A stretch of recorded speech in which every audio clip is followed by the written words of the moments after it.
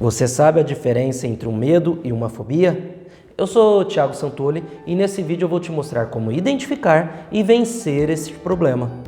Provavelmente você já sofreu ou conhece alguém que em algum momento se sentiu muito mal ao se deparar com alguma situação de medo, perdendo aí então o controle e tendo prejuízos na própria vida e em quem estava ao seu redor.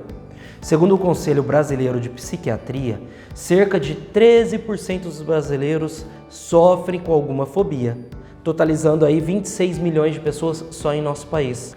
Realmente esse problema é mais comum do que parece. São casos relacionados a medo de avião, de elevador, lugares com muitas pessoas e as mais variadas situações.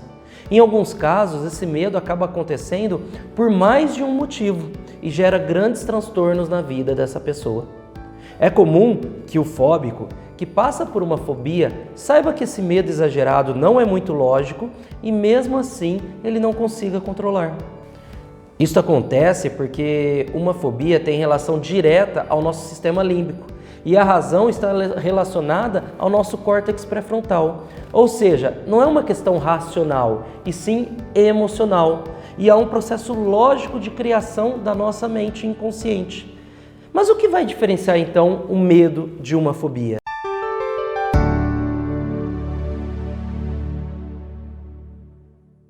Seja bem-vindo a mais um vídeo que fará você dominar as suas emoções. Antes de tudo, você precisa entender um pouco sobre o processo de aprendizagem do seu cérebro. Afinal, quando falamos de medo, estamos falando sim de um comportamento aprendido, pois você não nasceu com medo e você aprendeu ele em algum momento da sua vida, então você aprendeu a criá-lo. Nosso cérebro aprende de duas maneiras, por uma repetição ou por emoção. E se acontecer ambos, aí sim o processo se potencializa ao extremo. Inclusive já fica a dica para você que quer aprender algo novo na sua vida. Você pode unir a prática constante com alguma emoção. E se você quer que eu grave um vídeo falando sobre esse tema, deixa aqui nos comentários que será um prazer te ajudar. Mas falando especificamente sobre o tema desse vídeo, eu vou dar alguns exemplos de aprendizagem. Imagine uma criança que quando começa a dar os seus primeiros passos, olha para os pais e percebe que ambos estão preocupados demais e constantemente esses pais repetem: "Cuidado, meu filho, você vai cair". Essa mesma criança, quando está querendo subir num sofá, ouve: "Cuidado, você vai subir aí, é perigoso". Ela vai subir numa escada e a frase se repete. Então tudo que ela vai fazer relacionado à altura é sempre igual. Medo dos pais e frases que reforçam a sugestão do perigo da altura.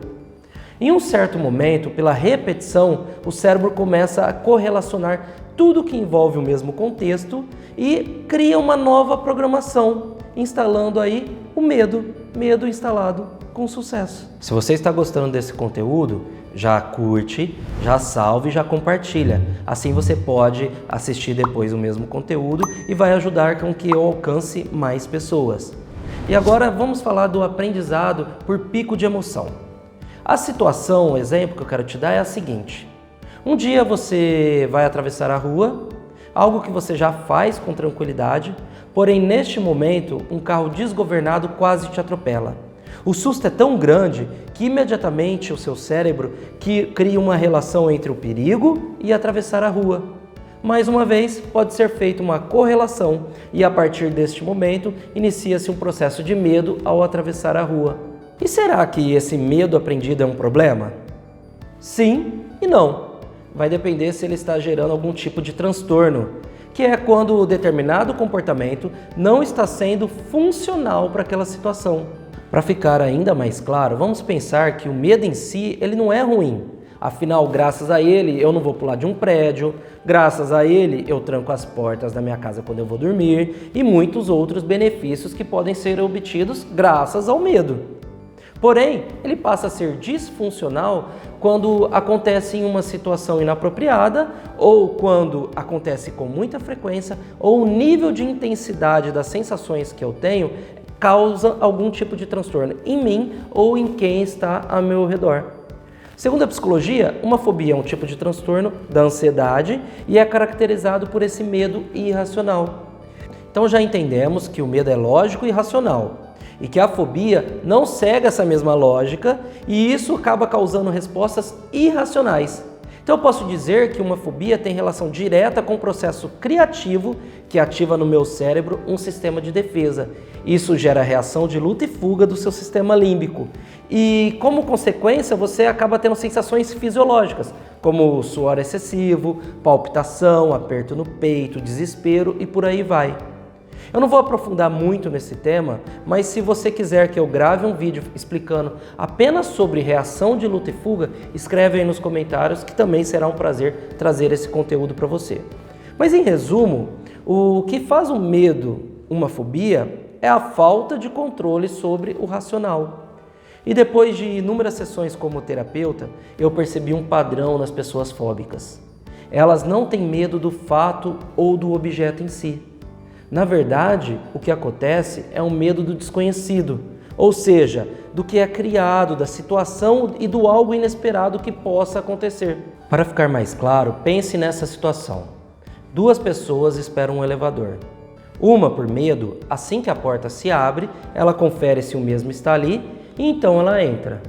Já a outra, imagina que pode existir a possibilidade dele cair ou coisas graves acontecerem. Esta não entra no elevador e tem o que chamamos de fobia. Um outro exemplo, o fóbico ao entrar em um carro, ele cria a possibilidade de coisas inesperadas acontecerem. E isso faz com que ele se sinta muito mal. É exatamente essa criação de uma possibilidade desconhecida que faz o cérebro disparar a reação de luta e fuga. Afinal, se eu não sei o que vai acontecer e se o que pode acontecer é ruim, o melhor a se fazer é não entrar no carro e nem no elevador ou fugir de uma barata. Então agora vamos para a solução desse problema. Existem 3 pontos fundamentais que farão com que você vença uma fobia. O primeiro é entender a lógica de pensamento e não ficar buscando lutar contra ele. Afinal, esse processo é emocional e não racional.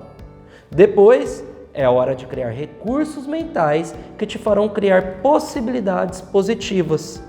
E por fim, você faz o enfrentamento da situação.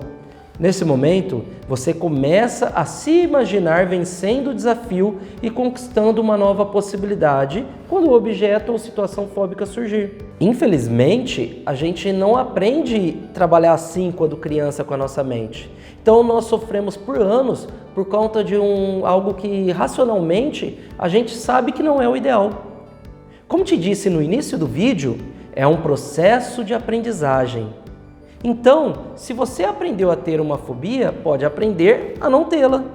E o meu conselho é que você procure um profissional, que ele seja capacitado e que te conduza para esta solução. Na minha prática como terapeuta clínico, eu percebo o quanto é possível acabar com uma fobia de uma maneira muito rápida. Inclusive, eu tenho vários vídeos aqui nas minhas redes sociais mostrando com demonstrações de atendimentos reais e resultados que parecem mágica. Então, você que está assistindo esse vídeo, acredite, você não precisa ser refém dos seus medos. Eu sou Thiago Santoli e eu estou aqui para te ajudar a ter a vida que você deseja. Um grande abraço e fique muito bem.